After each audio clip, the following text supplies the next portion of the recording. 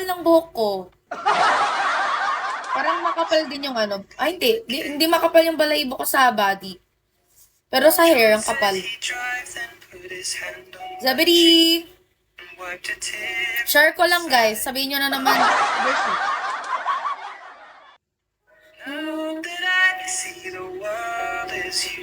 Nelson! Is a life that's been lived, so I'll sing hallelujah.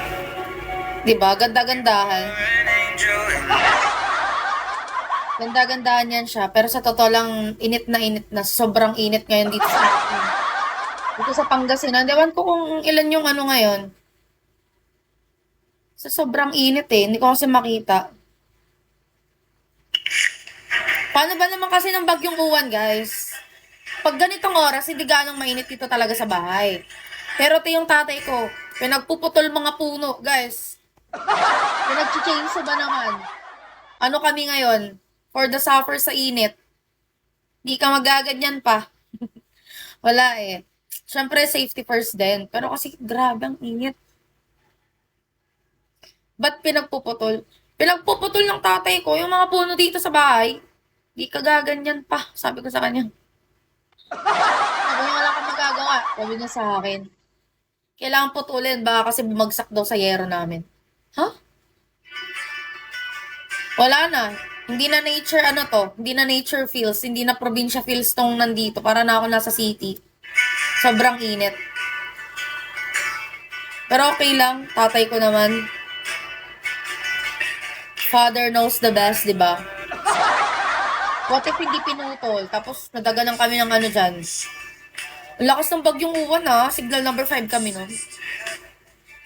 Dito sa Pangasinan, mabot kami ng signal number 5. Hindi kami nakatulog magkakapatid.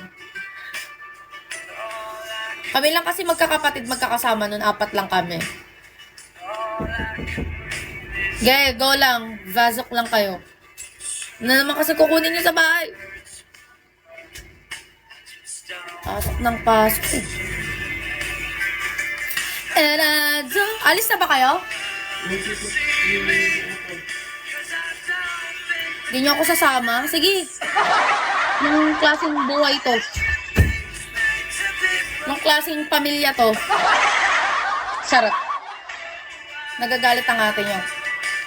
Cute na ate nila.